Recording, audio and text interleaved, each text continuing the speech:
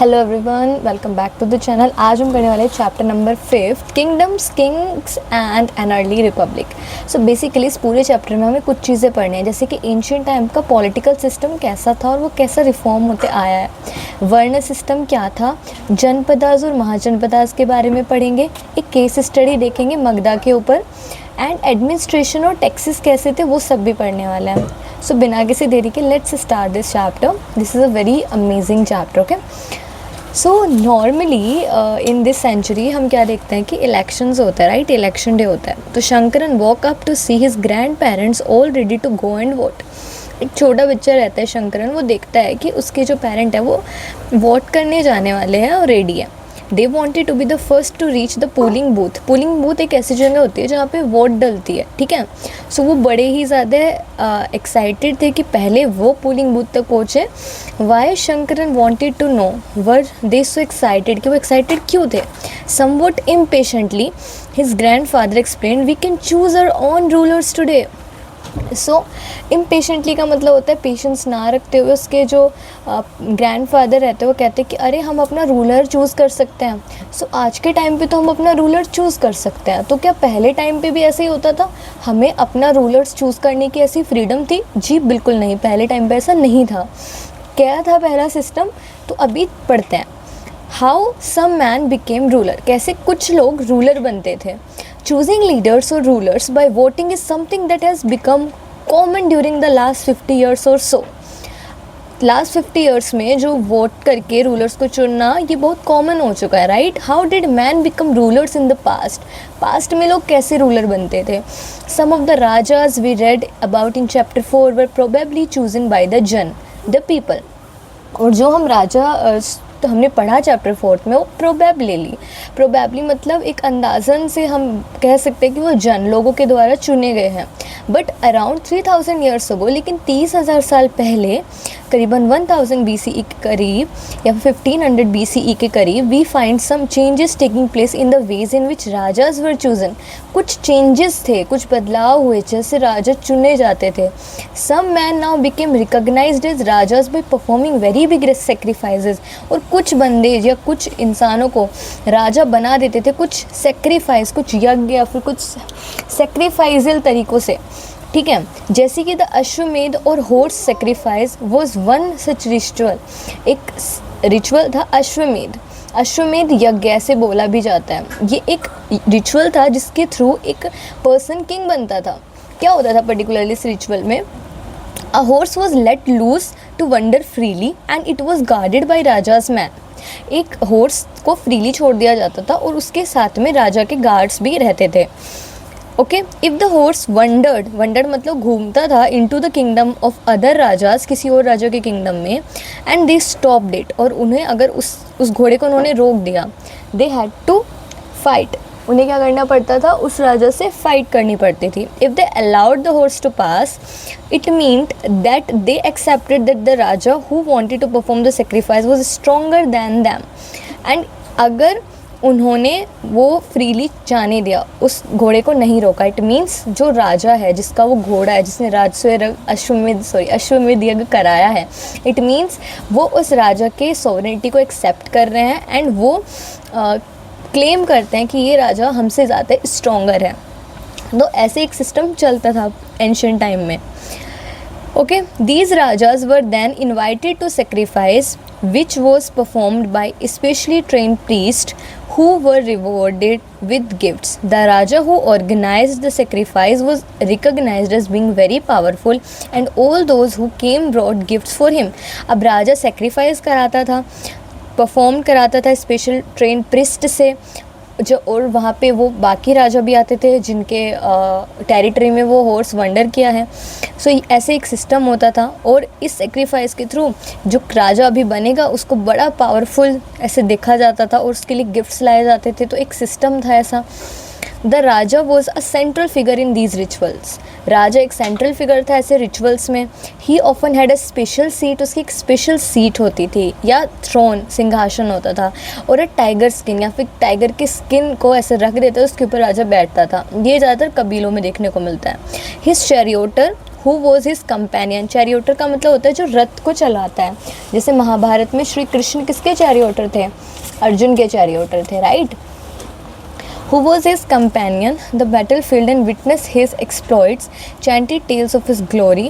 वो जो चैरियोटर रहता था वो फील्ड में राजा के साथ जाता था। ओबियसली जो बैटल फील्ड में जाते हैं, एक्सप्लोइट्स क्या क्या नुकसान हुआ, और चैंटेड मतलब गुणगान करता था उनकी टेल की, उनकी ग्लोरी की, कि ये इतने ज़्यादा आकर्षक हैं, इन्होंने ये ऐसे किया युद्ध में, वो किया। His relatives, especially his wives and son, had to perform a variety of minor rituals. अब जो राजा के रिलेटिव्स रहते थे, खासकर उनकी वाइफ्स और उनके सन, उन्हें एक स्पेशल माइनर छोटे रिचुअल्स परफॉर्म करने पड़ते थे। The other rajas were simply spectators who had to sit and watch the performance of the sacrifice. बाकी राजाओं को आमंत्रण आता था, वो हम बस बैठते थे, देखते थे, वो पार्टिसिपेट नहीं करते थे, बट उन्हें एक इन्विटेशन आता था, एक फॉर्मल इन्विटेशन कह सकते हो आप, जैसे आज के टाइम पे फंक्शंस होते हैं, इस तरह का ही कुछ देखने को मिल जाता था। जो प्रीस्ट होते थे परफॉर्म करते थे रिचुअल्स, जैसे कि sprinkling of sacred water like आपको जैसे गंगा जल होता है तो ऐसे स्प्रिंकल करना सेक्रेड वाटर को किंग के ऊपर। The ordinary people the vish or vaishya also brought gifts. Ordinary people राजा के लिए अक्सर उपहार लाते थे। हालांकि कुछ पीपल जिनको शुद्रास बोलते थे, जो प्रिस्ट के द्वारा शुद्रास कहे गए, वो सब एक्सक्लूड किए जाते थे इन सब रिचुअल से, उन्हें इसमें शामिल नहीं किया जाता था। शुद्रास को भी देखेंगे हम आगे। Make a list of all those who would be present at the sacrifice, which are the categories that are described in terms of their occupation. आपको कुछ कुछ चीज़ें सोचनी है कि एक लिस्ट बनाओ कि आप इस सेक्रीफाइस में बीइंग अ किंग किस किस को बुलाओगे, कौन आएगा। Which are the categories that are described in terms of their occupation, और कौन कौन सी कैटेगरी, वो क्या काम करते हैं, उनके ऑक्यूपेशन के हिसाब से भी आप जस्टिफाई कर सकते हो। ट्रेडर्स आ सकते हैं क्या, बिग बिजनेसमैन आ सकते हैं, लैंडलॉर्ड आ सकते हैं, प्रीस्ट आ सकते हैं, ये सब चीज़ें आपको बतानी है, ठीक है। So next varnas, we have many books that were composed in north India. हमारे पास बहुत सारी बुक है जो नॉर्थ इंडिया में कंपोज्ड हुई हैं, specially the areas drained by the Ganga and Yamuna. कौन से एरियाज़ में? जो गंगा और यमुना नदी से ड्रेन हुआ है, मतलब जिसमें गंगा नदी और यमुना नदी बहती है, वो एरिया। इस पीरियड की हमारे पास बुक्स हैं। These books are often called later Vedic. इन बुक्स को क्या बोलते हैं? Later Vedic, because they were composed after the Rigveda, about which was learned in chapter 4। हमने चैप्टर 4 में क्या पढ़ा था? हमने पढ़ा था ऋग्वेदा। ऋग्वेदा में एंशंट हिम्स वगैरह थी। उसके बाद लेटर वैदिक मतलब ऋग्वेदा के बाद 3 और बुक्स पब्लिश हुई हैं, जैसे कि अथर्ववेद, सामवेद, यजुर्वेद, जिसमें अथर्ववेद लास्ट में आता है। सो ये वो वाला पीरियड था। तो हमारे पास सोर्स है, हम उनसे पढ़ के पता लगा सकते हैं कि यहाँ पे अभी चल क्या रहा था basically. So okay, these includes Samved, Yajurveda and Atharvaveda as well as other books. These were composed by priest. ये कौन कंपोज करते थे? प्रिस्ट कंपोज करते थे और डिस्क्राइब करते थे कि कोई भी जो रिचुअल है वो कैसे परफॉर्म किया जाएगा। They also contain rules about society. Society में किन नियमों से सोसाइटी चलेगी वो भी ये बताते थे। They were several different groups in society at this time. इस समय सोसाइटी में बहुत सारे डिफरेंट ग्रुप्स थे, जैसे कि प्रिस्ट पुजारी, वॉरियर जो युद्ध में जाते थे, फार्मर्स किसान, हर्डर्स जो चराहकार होते थे, traders, crafts person, laborers, fishing folk and forest people. Some priests and warriors were rich. कुछ priest और warriors rich थे, as were some farmers and traders, और कुछ farmers और traders भी. Others including many herders, craft person, laborers, fishing folk and hunter and gatherers were poor. जैसे हर्डर थे जो अपनी कैटल्स को चराते थे, क्राफ्ट पर्सन जो छोटी मोटी चीज़ों से क्राफ्ट करते थे, लेबरर्स जो काम करते थे, जो मछलियाँ पकड़ते थे वो वाले, हंटर्स और गैदरर्स, ये सब पुअर थे, right. The priest divided people into 4 groups. तो प्रिस्ट ने क्या किया, इन ऐसे देखते हुए सोसाइटी के माहौल को 4 ग्रुप्स में डिवाइड किया। उन्होंने इन 4 ग्रुप्स को बोल दिया कि वर्ण है, ये वर्णों में डिवाइड कर दिया। जैसे वर्ण विच्छेद होता है ना, तो इन्होंने नाम में भी वर्ण ऐसे लिया यहाँ से। According to them each varna had a different set of function. Each varna का अलग अलग फंक्शन होता था। फर्स्ट वर्णा को Brahmin varna was that of the Brahmins. पहला वर्ण किसका था? ब्राह्मण्स का था। Brahmins were expected to study and teach the Vedas. Brahmins को क्या काम था? एक्सपेक्टेड मतलब उनसे एक्सपेक्ट किया जाता था कि उन्हें स्टडी करनी है वेदा की और पढ़ाने हैं आगे चल के, मतलब जो आप पढ़ रहे हो वही पढ़ाओ। Perform sacrifice and receive gift, तुम सेक्रीफाइस परफॉर्म करो और उपहार लो, रिसीव गिफ्ट। जो आज के टाइम पे प्रीस्ट भी यही करता है ना, दक्षिणा देते हैं हम उन्हें हमारे घर में बुलाने की, कोई यज्ञ परफॉर्म करना होता है तो पहले गिफ्ट्स मिलते होंगे उन्हें, अनाज मिल गया, ये मिल गया, पैसे तो पहले नहीं थे। तो ऐसे ये सिस्टम, ये वाला सिस्टम अभी भी हम देख सकते हैं थोड़ा बहुत कि ये ब्राह्मण वाला तो है। हालांकि ये पूरा तो अब ख़त्म ही हो गया है, चीज़ें क्लासेस में डिवाइड हो गई है, मिडिल क्लास और अपर क्लास, लोअर क्लास ऐसे हो गया है ना।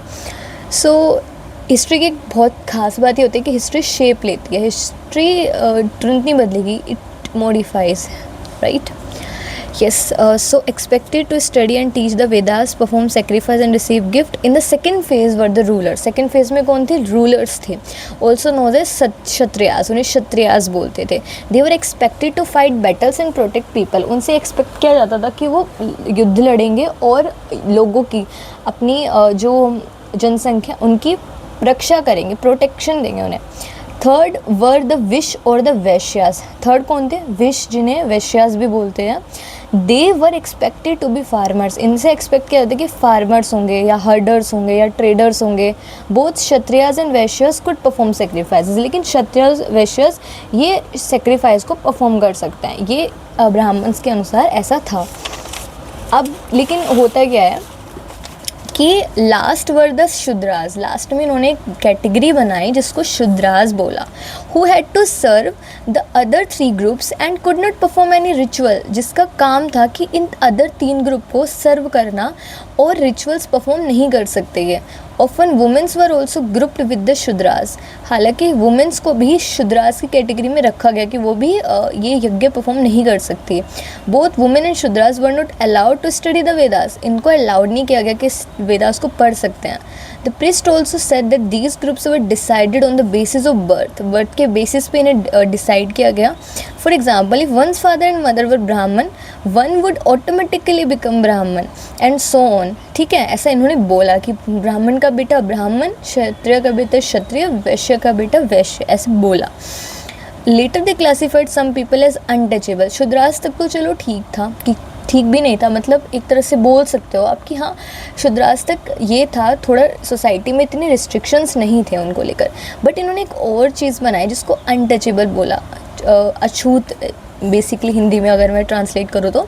दीज इंक्लूडेड सम कुछ क्राफ्ट पर्सन या जो हंटर गैदरर्स जो सिविलाइज नहीं थे, जो ऐसे जंगलों में रहते थे, कुछ ऐसे लोग, एज वेल एज ऐसे लोग जो जैसे ब्यूरियल्स का काम करते थे, जहाँ पे जो डेड बॉडीज़ हैं उनको ले जाते थे, उन ऐसा काम करते थे, एंड क्रेमेशंस का काम करते थे।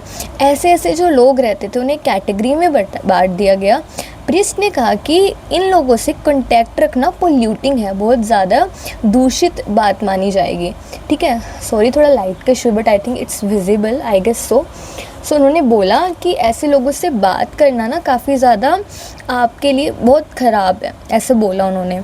तो यहाँ पे क्या ब्राह्मण्स जो बहुत सारे पीपल थे उन्होंने एक्सेप्ट नहीं किया था ये वर्णा सिस्टम जो ब्राह्मण्स ने बनाया। कुछ किंग सोचते थे they were superior to the priest, कि हम तो प्रिस्ट से ज़्यादा सुपीरियर, हम ऐसे रूल्स क्यों माने। Other felt that birth could not be a basis for deciding which varna people belong to. कुछ को लगता था कि यार ऐसे बर्थ तो एक क्राइटेरिया नहीं होनी चाहिए डिसाइड करने के लिए कि हम किस वर्णा से बिलोंग करते हैं, हमारा जो मन करेगा हमें वो करना चाहिए। लेकिन ऐसी बात नहीं बनी कि डिफरेंसेस तो थे। कुछ ने कहा कि should not be able to perform rituals, others felt that everybody should be able to perform ritual, कि हर किसी को रिचुअल्स परफॉर्म करने का राइट होना चाहिए। कुछ ने ऐसा सोचा, ठीक है। And others condemn the practice of untouchability, और किसने कंडेम मतलब उस चीज़ को नहीं माना जो अनटचेबिलिटी की प्रैक्टिस थी, उसका विरोध किया। Also there were many areas in subcontinent such as the north east which social and economic differences were not very sharp and with the influence of priest was limited. North eastern के जो areas है particularly, sorry this book is such a terrible book, sorry, ये वाले जो particular area थे यहाँ पे इतना डिफरेंस देखने को नहीं मिला है, ये एक नॉर्मल लाइफ को जी रहे थे, ठीक है। अब यहाँ पे जो मेन टॉपिक है आपका वो आ जाता है जनपदा और पेंटेड ग्रेवियर। पेंटेड ग्रेवेयर क्या होते हैं? प्लेट्स, बॉल्स, जो कि बहुत ज़्यादा कॉमन वेजल्स हैं, ये एक तो ग्रे कलर के होते हैं, प्लस फाइन टच के होते हैं, एक्सट्रीम स्मूथ होते हैं, और इन पे पैटर्न्स होते हैं ब्लैक कलर के। सबसे इम्पॉर्टेंट चीज़, इनमें ब्लैक पैटर्न्स होते हैं, दैट मेक्स इट यूनिक। और इनका जो टाइम पीरियड आप देख सकते हो 1200 से लेकर 600 BC आपको ऐसे देखने को मिल जाएगा इनका टाइम पीरियड। ये बुक में नहीं है, but I am telling you, आप नोट कर सकते हो। जनपदास क्या होते हैं? जो राजा थे, अब जनपदास और महाजनपदास की तरफ बढ़ रहे हैं, तो थोड़ा ध्यान से आप यहाँ पे सुन सकते हो। राजा जो थे वो परफॉर्म करते थे big sacrifice, were recognised as being raja of janapadas rather than jana. अब उनको जो राजा बड़े बड़े सेक्रीफाइस परफॉर्म करता था, उनको मानते थे कि ये जन के राजा नहीं है, बल्कि ये जनपदास के राजा है। जो जनपद का वर्ड है उसका लिटरली मतलब होता है द लैंड वेयर द जन set it foots and settle down, जहाँ पे लोग रहते हैं ये उस जगह के राजा हैं। मतलब अब इसको पीपल से ना देख के टेरिटरी बेस्ड बना दिया गया। Some important janapadas are shown on map 4। कुछ इंपॉर्टेंट जनपदास मैप 4 में शोन है। इधर मैप है हमारा, है ना। Archaeologists have excavated a number of settlement in these janapadas such as Purana Qila इन दिल्ली। अब आर्कियोलॉजिस्ट ने एक्सकेवेट किए जनपदास को। जो पुराना किला है न्यू दिल्ली का, वो भी उनमें से एक है। Hastinapur near Meerut and Atranji Khera near Etah. The last 2 are in Uttar Pradesh. ठीक है, हस्तिनापुर और अतरंजी खेड़ा ये कहाँ पर है? उत्तर प्रदेश में ही लोकेटेड है। They found that people lived in huts, people झोपड़ियों में रहते थे, and kept cattle as well as other animals. They also grow variety of crops जैसे कि rice, wheat, barley, pulses, sugar cane, sesame and mustard. ये सब। Is there a crop in this list that was not mention in chapter 3? अब अगर आपने chapter 3 ध्यान से पढ़ा है तो आप बता सकते हो इसका आंसर क्या होगा, बताना कमेंट में।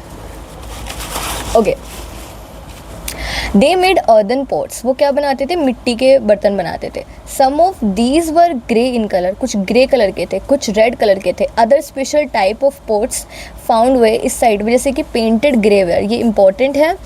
As is obvious from the time, these grey pots has painted designs, usually simple lines और ज्योमेट्रिक पैटर्न्स। ठीक है। Mahajanapadas, very important topic. About 2500 years ago कुछ जनपदास बहुत ही ज़्यादा इम्पॉर्टेंट हो गए अदर जनपदास से, जिनको महाजनपदास बोला गया। Some of these are shown on map 4। ये इनमें से कुछ इस मैप में दिए गए हैं, जैसे कि हमारा क्या हो गया? गांधार हो गया, कुरु हो गया, पांचाल हो गया, कौशल हो गया, वज्जी हो गया, मगध हो गया, अंग हो गया, अवंती हो गया। तो ये सारे क्या है? ये सारे महाजनपदास हैं। ओके, सो यहाँ पे आप देख सकते हो these are the whole mahajanapadas, and उनकी कैपिटल भी है। बाकी अभी हमें जो मेन चीज़ हम देखेंगे कि मगध एक वेरी इंपॉर्टेंट महाजनपदास था, और जनपदास के कुछ कैरेक्टरिस्टिक्स होते हैं, जैसे कि मोस्ट महाजनपदास है द कैपिटल सिटी, उनकी एक कैपिटल सिटी है। Many of these were fortified, वो चारों तरफ से घिरे हुए हैं, किलाबंदी हुई है उनकी। These means that huge walls of wood, brick और stone were built around them. मतलब या तो वुड की हुई है वॉल, ब्रिक्स की बनी है, या फिर पत्थरों से बनाई गई है। ओके, अब यहाँ पे हम देखते हैं कि forts were probably built because people were afraid of attacks from other Kings and needed protection. ये जो फोर्ट्स बनाए गए ये इसलिए भी बनाए गए क्योंकि लोग डरते थे कि दूसरा जो किंग है ना वो अटैक ना कर दे, और उन्हें एक प्रोटेक्शन चाहिए था। इट ऑल्सो लाइकली कि कुछ रूलर्स जो थे वो दिखाना चाहते थे वो कितने रिच और पावरफुल हैं, सो वो ऐसी ह्यूज बिल्डिंग्स या ये पावरफुल बिल्डिंग्स बनाते थे, इम्प्रेसिव वॉल्स बनाते थे अपने शहरों के चारों तरफ। ऑल्सो इन दिस वे जो लैंड होती थी और जो वहाँ के लोग रहते थे वो कंट्रोल में रहते थे पीपल किंग के मोर इजली, किंग उन्हें अच्छे से कंट्रोल कर सकता था। ऐसी ह्यूज वॉल्स बनाने से ग्रेट डील ऑफ प्लानिंग देखने को मिल सकती है हमें। एक एग्जांपल के तौर पे हज़ारों नहीं लाखों जो ब्रिक्स होती है, स्टोन्स होते हैं, उन्हें बनाया जाता था ऐसी वॉल्स बनाने के लिए। इसका मतलब होता था कि वहाँ पे इनॉर्मस लेबर भी चाहिए होती होगी, और पॉसिबली बहुत सारे मैन इस और वुमेन और यहाँ तक के बच्चे भी इस काम में इन्वॉल्व हुए होंगे।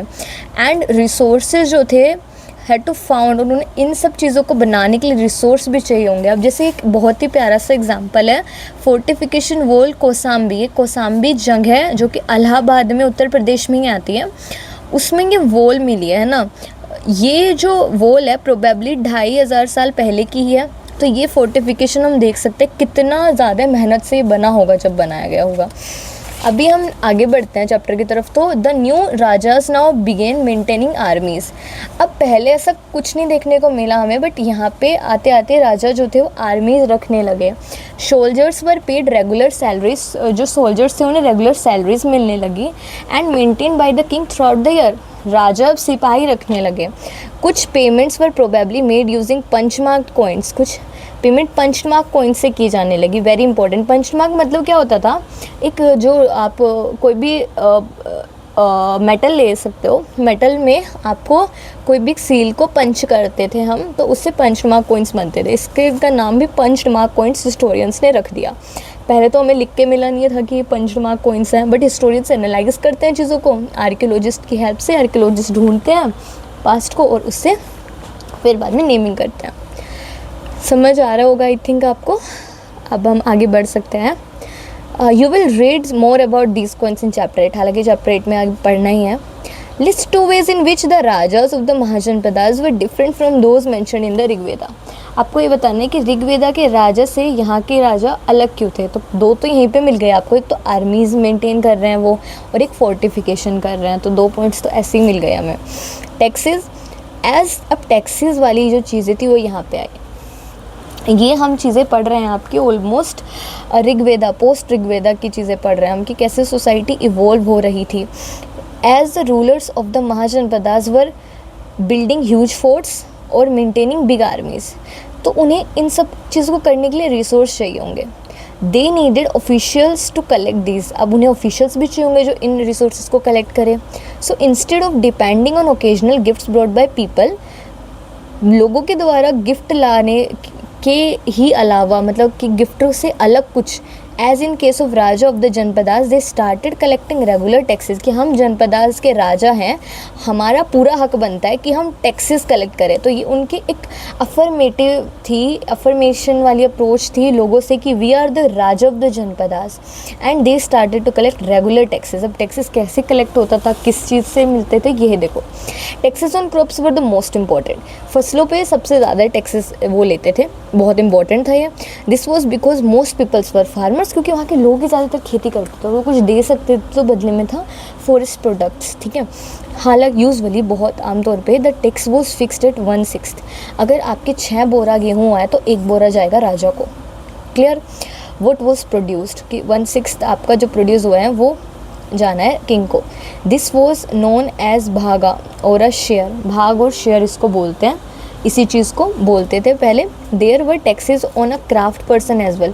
जो बंदे यहाँ पे हमने पीछे देखा जो क्राफ्ट्स करते थे, they could have been in the form of labour. अब वो क्या करेंगे, राजा उनको बुला लेंगे कि चलो जी तुम तो क्राफ्ट करते हो, तुम बेच रहे हो सामान बना के, अब तुम्हारा राजा मैं हूँ तो मुझे तुम क्या कर सकते हो, अपना वर्क दो, तुम मेरे यहाँ पे आके कारीगरी करो, फ्री में करो। तो वो एक टैक्स हो गया।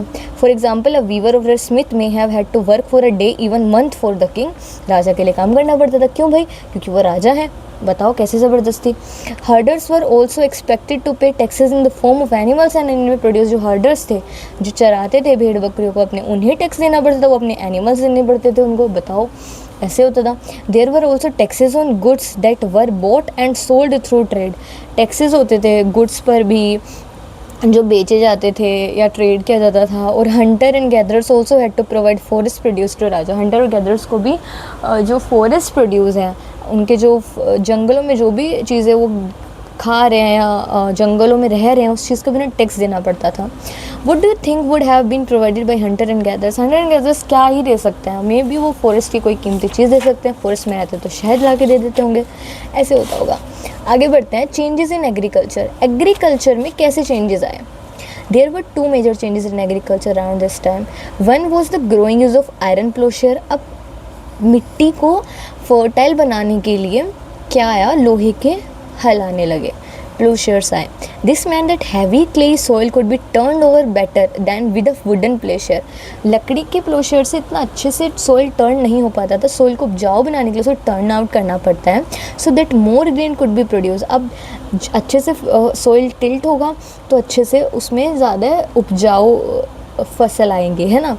सेकेंडली पीपल बिगेन ट्रांसप्लांटिंग पेडी। अब लोगों को पहले ये नहीं पता था कि पेडी को आप ट्रांसप्लांट कर सकते हो, तो लोग उसे उगाते थे पानी में, फिर वहाँ से निकाल के उसे दूसरे खेत में ऐसे लगाते थे। तो एक प्रोसेस है, ये हुआ। This mean that instead of scattering seeds on the ground from which plants would sprout, saplings were grown and then planted in field. Saplings को ग्रो किया गया एक जगह पे और फिर उन्हें प्लांट, सैपलिंग्स मतलब छोटे छोटे पौधे जब निकल आते हैं तो उसे सैपलिंग्स बोलते हैं। This led to increase production, इससे प्रोडक्शन बहुत इंक्रीज हुई। As many more plant survive, ज़्यादा से ज़्यादा प्लांट्स अब सर्वाइव कर पा रहे थे, पहले सर्वाइव नहीं कर पाते थे, पानी ज़्यादा भर गया, गल गया चावल, तो ऐसा होता था। हावेवर, हालांकि it was back breaking work. Back breaking work मतलब बहुत थका काम था ये। आप कभी गए हो या खेत या गांव से बिलोंग करते हो तो आपको पता होगा एक सैपलिंग को ऐसे निकाल के प्लांट करना, इट्स वेरी टफ वर्क, बहुत ज़्यादा लेबर मांगता है ये। जनरली स्लेव, जो यहाँ पे कॉन्सेप्ट भी आ गया अब स्लेव का, जो आपके बंदी मैन या वुमेन होते थे, दाशाज और दासीज बोलते थे उन्हें, एंड लैंडलेस एग्रीकल्चरल लेबर, जिनके पास ज़मीनें नहीं थी काम करने के लिए, जिन्हें कामा का राज बोलते थे, had to do this work, वो ऐसा कार्य करते थे, ये उन्हें करना पड़ता था। Can you think Y Kings would encourage this work? तुम्हें क्या लगता है लोग, किंग ने क्यों ऐसे काम को इनकरेज किया कि ये प्लांटेशन ठीक है, तुम स्लेव मैन और वुमेन को रख सकते हो? क्योंकि राजा को टैक्स से मतलब है, राजा के पास टैक्स आएगा, वो अपनी आर्मी को फीड करेगा, आर्मी उसे प्रोटेक्ट करेगी। वो व्यापार ही पहले बार्टर सिस्टम में होता था, तो there are very things connected with the tax वाले चीज़ से। क्लोजर लुक, अब मगध के बारे में पढ़ते हैं, वेरी इंटरेस्टिंग। मगध को आप देख सकते हो, Magadha became the most important mahajanapada in about 200 years ago. ठीक है, कहाँ था मगध हमारा? ये रहा हमारा मगधा, बिहार के साइड में आपको ये देखने को मिलेगा area. Magadha became the most important mahajanapada in about 200 years. 200 साल तक ये बहुत ही ज़्यादा पावरफुल रीजन रहा। बहुत सी रिवर जैसे कि गंगा, सोन फ्लो करती थी इस जगह से। दिस वाज इम्पोर्टेंट, 3 चीज़ के लिए बहुत इम्पोर्टेंट है। ट्रांसपोर्ट, क्योंकि नदियां हैं तो आराम से व्यापार हो जाता था, तो नदियों से व्यापार होता है क्योंकि वहाँ से आप उस एक गुड़ को दूसरी जगह पे ट्रांसपोर्ट कर देते हो। वाटर सप्लाई अच्छी थी और ज़मीन उपजाऊ रहती थी। तो यहाँ तो आप देख सकते हो बल्ले बल्ले है, क्योंकि लोगों का अच्छे से कार्य चल रहा होगा, फार्मर्स का। Parts of Magadh were forested, Magadh के कुछ पार्ट्स काफ़ी ज़्यादा फॉरेस्टेड थे। Elephants which lived in the forest could be captured and train for the army, animals को कैप्चर करते थे, ट्रेनिंग करते थे, आर्मी के लिए ट्रेन करते थे। Forest also provided would for building houses, forest से लकड़ियाँ मिलती थी घर बनाने के लिए। कार्ट्स एंड चैरियट्स, कार्ट्स मतलब बुग्गी जो होती है ना, गाँव में आपने बुग्गी देखा होगा, उसे कार्ट्स बोलते हैं। चैरियट्स रथ बन रही है। बिसाइड्स देयर वर आयरन और माइंस, अब आयरन मिल गई थी तो उनकी खदानें भी बनेगी, वो भी थी। That could tap to make strong tools and weapons, स्ट्रॉन्ग औजार या हथियार बनाए जाते थे। Magadha had 2 very powerful rulers, Magadha के पास 2 पावरफुल रूलर्स थे। एक पढ़ो गया बिंबिसार, एक पढ़ो गया अजातशत्रु। अजातशत्रु ऐसे बोलते हैं बट ऐसे यहाँ पे लिखा है सत्तु। Who used all possible means to conquer other janapada, जिन्होंने अपनी टस से मस लगा दी दूसरे जनपदास को कैप्चर करने में। Mahapadmananda was another important ruler, Mahapadmananda एक अनदर इम्पॉर्टेंट रूलर थे। इन्हीं के टाइम पे ना जो वो अलेक्जेंडर द ग्रेट आया था और इनके बाद ही चंद्रगुप्त मौर्य बनेंगे, लेटर मौर्य डायनेस्टी एस्टैब्लिश करते हैं। आगे का थोड़ा बता रही हूँ। He extended his control up to the north western part of the subcontinent, north western part मतलब पाकिस्तान वाला जो एरिया है वहाँ तक इनका कंट्रोल एक्सटेंड किया इन्होंने। Rajgir, present day Rajgir in Bihar, was the capital of Magadh for several years. Magadh की कैपिटल कौन थी? राजगीर थी, जो कि बिहार में ही पड़ती है। वो कुछ काफ़ी सालों तक इनकी कैपिटल रही, लेकिन बाद में क्या हुआ, कैपिटल शिफ्ट कर दी गई पाटलिपुत्र में शिफ्ट कर दी गई, जिसका प्रेजेंट डे पटना में लोकेशन हम देख सकते हैं। I don't know, my tongue is twisting, maybe ज़्यादा बोल लिया। So more than 2300 years ago a ruler named Alexander, 2300 साल पहले एक रूलर आए थे अलेक्जेंडर के, जो कि अलेक्जेंडर नाम था उनका रूलर का, जो कि मैसेडोनिया यूरोप में रहते थे। Macedonia maybe it's in Greece, और बाकी आप कमेंट में बताइएगा कहाँ पे है। Wanted to become a world conqueror, वो एक वर्ल्ड कन्क्वेरर बनना चाहते थे, उन्हें दुनिया जीतनी थी अलेक्जेंडर को। Of course he didn't conquer the world, हालांकि उन्होंने वर्ल्ड तो कन्क्वायर नहीं किया, but did conquer parts of Egypt का कुछ पार्ट और वेस्ट एशिया के कुछ पार्ट पर उन्होंने कब्जा किया। एंड केम टू इंडिया सब कॉन्टिनेंट, इंडियन सब कॉन्टिनेंट में फिर बाद में आए इन पे कब्जा करने के बाद, क्योंकि अगर आप वर्ल्ड मैप देखोगे तो ये ऐसे लाइन से आ रहे थे कन्क्वायर करते करते। And came to India subcontinent reaching up to the banks of Beas, river Beas के किनारे पे आ गए थे। When he wanted to march further eastward his soldiers refused, अब जब उन्हें आगे बढ़ना था लेकिन उनके जो शोल्डर्स थे, उनके जो सेना थी, उन्होंने रिफ्यूज़ कर दिया, मना कर दिया आगे बढ़ने से। क्यों? क्योंकि दे वर स्केयर्ड, वो डरे हुए थे। As they had heard that the rulers of India had vast armies of foot soldiers, chariots and elephants, कि इंडिया के जो रूलर्स हैं उनकी बहुत ज़्यादा बड़ी आर्मीज़ हैं, फुट सोल्जर्स हैं जो आपके नॉर्मली सोल्जर्स रहते हैं, रथ हैं और एलिफेंट्स भी है। In what ways were these armies different from those described in Rigveda, Rigveda की आर्मी से ये वाली आर्मी कैसे डिफरेंट थी? ऑब्वियसली ये सब चीज़ें वहाँ पर नहीं थी। तो अब हम देखेंगे जब हमारे महाजनपदास, उनमें एक महाजनपदास था वज्जी, ये हमने पढ़ा मगध, अब हम वज्जी के बारे में देखेंगे। While Magadha became a powerful kingdom, Vajji with its capital Vaishali, Bihar में है ये। सो वज्जी की कैपिटल थी Vaishali, was under a different form of government known as gana और संघ। यहाँ पे हमने देखा मगध में किंग ऐसे रूल कर रहा था, लेकिन वज्जी में टोटल डिफरेंट सरकार थी जिसको हम गणा और संघ बोलते हैं, ऐसी गवर्नमेंट थी। क्या होता है गणा? गणा is used for a group that has many members, एक ऐसा ग्रुप, या आप गणा को बोलो एक आपका ग्रुप है ना, जिसमें बहुत सारे मेंबर्स है, तो उसे गण बोलेंगे। संघ क्या होता है? एक ऐसी ऑर्गेनाइजेशन और एसोसिएशन। सो संघ के मेंबर, आप गणा क्या है? एक ग्रुप है जिसमें बहुत सारे मेंबर, और संघ क्या है? एक ऑर्गेनाइजेशन है। तो दोनों एक ही चीज़ है, अलग नहीं है ये, ठीक है। ऑर्गेनाइजेशन बनती थी यहाँ पे, वहाँ से गवर्नमेंट निकल के आती थी। So it's kind of republic, right. In a gana और संघ देयर वर नॉट वन, वहाँ पे एक लोग नहीं थे, बट मैनी रूलर्स, बहुत सारे रूलर्स थे। Sometimes even when thousand of man rule together, हजार आदमी एक साथ रूल करते थे। Each one was as the raja, हर एक राजा रहता था। These raja perform rituals together, साथ में रिचुअल्स परफॉर्म करते थे। They also met in assemblies, assemblies में मिलते थे एंड डिसाइड करते थे what had to be done and how, कि क्या करना है, कैसे करना है, डिस्कशन और डिबेट करके। जैसे कि इफ़ अगर उन्हें कोई अटैक कर दिया एनिमी, सो वो मिलते थे, डिस्कस करते थे कि इस खतरे से कैसे टला जाए। हाउएवर वुमेन और दासाज और कामकराज, अभी पढ़ा ना, कामकराज कौन थे? Landless agricultural labourers, and dasas slaves, could not participate in these assemblies, वो इन असेंबली में पार्टिसिपेट नहीं करते थे। Both Buddha and Mahavira, you will read in chapter 6, belong to gana और संघास, बुद्ध और महावीरा भी ऐसे ही गण और संघ से बिलोंग करते थे। Some of the most vivid description of life in the sanghas can be found in Buddhist books. ऐसी विविड डिस्क्रिप्शन संघ के बारे में हमें कहाँ से मिली? बुद्धिस्ट बुक्स से मिली, क्योंकि वहाँ पे भी उनके जो डिसाइपल्स थे उन्होंने बुक्स लिखी हैं बुद्धिज़्म के ऊपर। ऑलमोस्ट चैप्टर इज़ डन, अभी यहाँ पे हम देख सकते हैं। दिस इज़ अ अकाउंट, पहले इसको पूरा कर लेते हैं। Rajas of powerful kingdom tried to conquer the sangha, और पावरफुल किंगडम के राजा इन संघ को कन्क्वायर करने की पूरी कोशिश करते थे। नेवरथलेस, हालांकि this lasted for a very long time till about 1500 years ago, when the last of the Gana or Sanghas were conquered by the Gupta rulers, about whom you will read in chapter 10। और lately Gupta जब आते हैं तो ये इन area को, इन संघास को capture करके एक बना लेते हैं। यहाँ पे केस स्टडी है हमारी। This is an account of a Vajji from the Digha Nikaya. दिग निकाय एक बुद्धिस्ट बुक है जिसमें विज्जी का बारे में जानकारी हमें मिलती है, which contains some of the speeches of the Buddha. These were written down about 2300 years ago. इसमें बुद्धा की कुछ स्पीचेस है दिग निकाय में। दिग निकाय के बारे में बाकी एडिशनल इन्फॉर्मेशन अगर आप जानते हो तो do tell me in the comment section, okay. Ajatashatru and the Vajjis, Ajatashatru wanted to attack the Vajjis. Ajatashatru कहाँ के किंग थे? मगध के। और विज्जी क्या था? एक संघ था। तो जहाँ मैंने अभी बताया कि पावरफुल राजा हमेशा विज्जीज या संघ पे अटैक करने को रेडी रहते थे।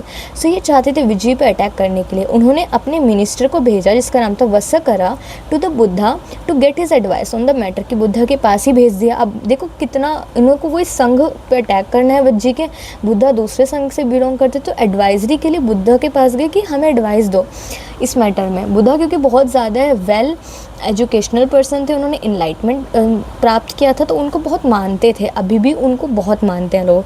The Buddha asked whether the Vajji meet frequently in full assemblies.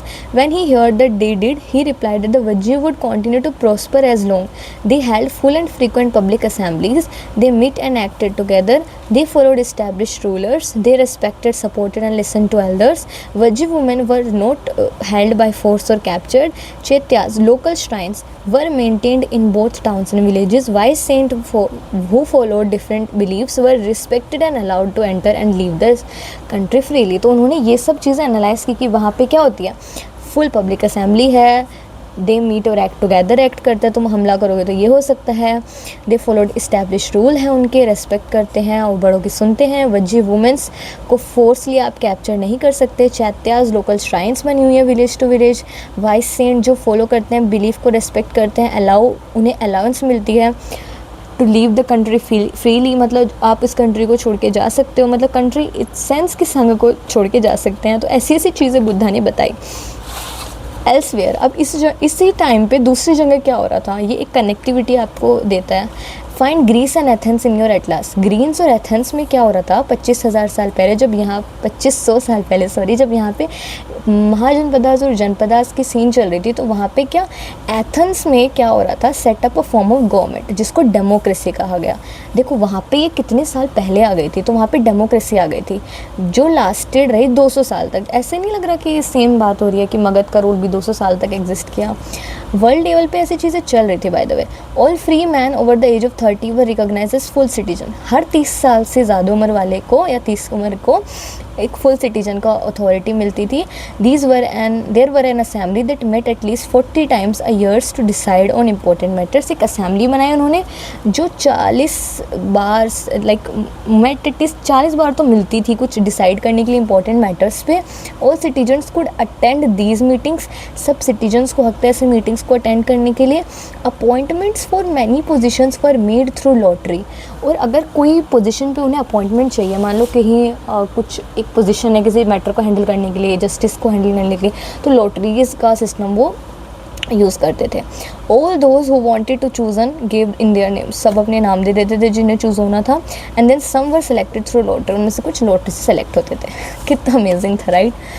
अब बताना ये तरीका सही था या गलत था, क्योंकि इसमें जो काबिल इंसान है में भी उसका चांस हट जाए, है ना। Citizens were expected to serve in the army and the navy. Citizens को एक्सपेक्ट करते थे, यहाँ पे बहुत एक्सपेक्टेशंस नहीं है हर चीज़ को लेकर कि आर्मी और नेवी में ज्वाइन करे वो। However women were not consider citizens. Women को सिटीजन्स कंसीडर नहीं करते थे। इज़ इट गुड और bad? I think it's You tell me because it's an obvious answer, right?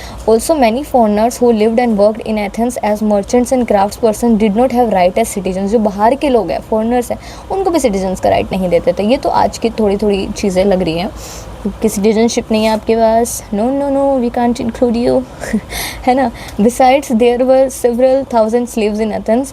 Several thousand slaves, इस टाइम पे ना दास की प्रथा शुरू हो गई थी। एथेंस में बहुत सारे स्लेव्स थे हु वर्कड इन माइंस, जो माइंस में काम करते थे, फील्ड्स में काम करते थे, हाउस होल्ड्स, वर्कशॉप्स।